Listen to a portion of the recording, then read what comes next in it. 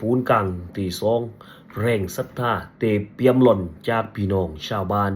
ไม่ว่าจะมากหรือน้อยพี่น้องบอกกับเราว่าขอให้ได้มาช่วยตุกกังมีการก่อสร้างอาคารเรียนฟัรดูอีนเพื่อลูกหลานของเราวันนี้เป็นอีก1 วันตีตองปูนจำนวนเซคิวสำหรับ3ต้านรากต่างมัสยิดเองไม่ได้บอกไม่ได้ต้องการรบกวนพี่น้องมากเกินไปจึงก็แรงเพียง40 ตันและต่างมัสยิดมีมาตีว่าไม่ก็ประกาศเสียงตามซ้ายเพื่อให้พี่น้องส่วนใหญ่ได้ปักพร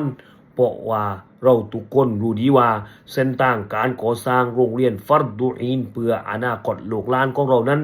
ยังต้องขอแรงจากพี่น้องชาวบ้านอีกหลายหนหลายรอบพี่น้องครับที่สำคัญเรายังต้องขอแรงพี่น้องขอเวลาพี่น้องและก็ความร่วมมือจากพี่น้องอีกหลายหนหลายครั้งหลายกาหลายรอบกว่าโรงเรียนนี้จะเสร็จพี่น้องที่รักขออัลเลาะห์ซุบฮานะฮูวะตะอาลา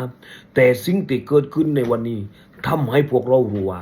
ศรัทธาที่อยู่ในหัวใจของพี่น้องนั้นไม่อาจหยุดไว้เพียงเพราะไม่มีเสียงประกาศจากมัสยิด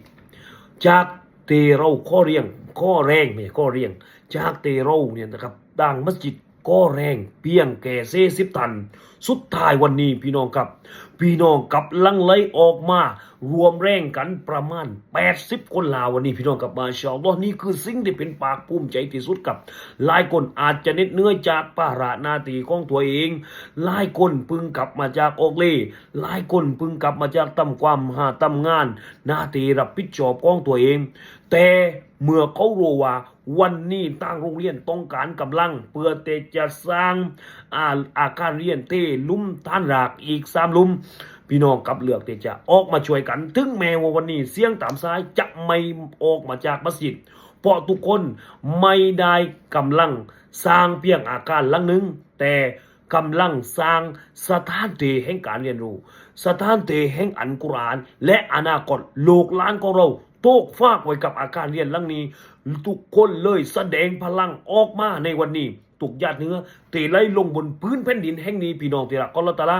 ทุกแรงกายเตะช่วยกันยกช่วยกัน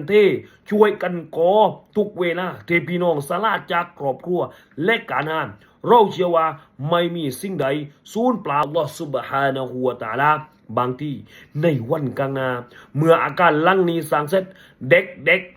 รุ่นหนึ่งอาจก้าวมานั่งอ่านอัลกุรอานเด็กคนหนึ่งอ่านอัลกุรอานได้เป็นครั้งแรกเด็กอีกคนอาจเติบโตเป็นครูเป็นผู้ใหญ่เป็นผู้นำเป็นคนดีของสังคมและประเทศชาตินำความดีเหล่านั้นกลับสู่สังคมของเราด้วยสาเหตุโรงเรียนแห่งนี้ที่เราช่วยกันค้นปูนเราช่วยกันยกปูนเราช่วยกันทำให้โรงเรียนแห่งนี้เสร็จเหงื่อของเราติดตกลงไปในวันนั้นมันกลับคืนมาสู่สังคมของเราและวันนั้นหากมีคนถามว่าโรงเรียนแห่งนี้สร้างขึ้นมาได้อย่างไรเราทุกคนรู้ดีว่าความลำบากในการที่จะเอาสิ่งต่างๆเข้าไปยังสถานการก่อสร้างนั้นมันลำบากมากคำตอบอาจไม่ได้มีเพียงชื่อของผู้บริจาคแต่จะมีชื่อของพี่น้องทุกคนเตเนื้อยตั้งกายเนื้อยตั้งแรงเนื้อยตั้งพลังต้องเสียสละตั้งเวลานะครับติและก็เงื่อตุกยศติลงบนแผ่นดินแห่งนี้นะครับจะเป็นพยานว่าฉันเลยตอบอย่างภูมิใจว่าฉันเลยคือคนหนึ่งที่เคยมีส่วนรวมในการสร้างอาคารเรียนหลังนี้เพื่ออัลลอฮ์เพื่ออนาคตลูกหลานบ้านหัวเขาของเราขออัลลอฮ์ซุบฮานะฮูวะตะอาลาทรงตอบแทนความดีแก่พี่น้องทุกท่านเพิ่มพูนริสกีให้กว้างขวางทรงประทานความจำเริญในทรัพย์สินครอบครัวสุขภาพและชีวิตทรงเปิดประตูแห่งความดีให้แก่ทุกท่านและทรงทำให้ทุกแรงกายทุกญาติเนื้อและทุกบาททุกสตางค์ที่มอบให้แก่การสร้างสถานที่แห่งนี้เป็นซอดะกอฮ์ญาริยะห์เป็นผลบุญที่ยังคงลังไหลไปแม้ในวันที่เราไม่ได้อยู่บนโลกใบนี้แน่อัลลอฮุมมะตะกับบลมินนาวะมินฮุมวะบาริกละฮุมฟีอัรซากิฮิมวะอะห์ลิฮิมวะคลุฟอะลัยฮิมค็อยรัน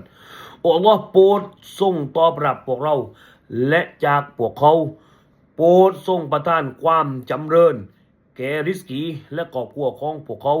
และโปรดทรงตอบแทนสิ่งที่พวกเขาได้มอบ ไปด้วยสิ่งที่ดียิ่งกว่าอามีนยาร็อบบัลอาลามีนวันนี้เราไม่ได้เห็นเพียงคน80 คนมาช่วยเทปูนแต่เราเห็นว่าเมื่อศรัทธาโยในหัวใจของคนตั้งชุมชนพี่น้องครับสิ่งที่ดูเหมือนว่าเป็นไปไม่ได้สิ่งที่มันคิดว่าลำบากมันยากก็สามารถเกิดขึ้นได้นะครับวันนี้ปูนเซกิวพี่น้องเทแก่1 ชั่วโมงนี่คือความซาบซึ้งจากหัวใจของผมขอขอบคุณพี่น้องจากใจนะครับขอละลาตอบแทนความดีทุกท่านนะครับอัสสลามุอะลัยกุมวะเราะมะตุลลอฮิวะบะเราะกาตุฮ์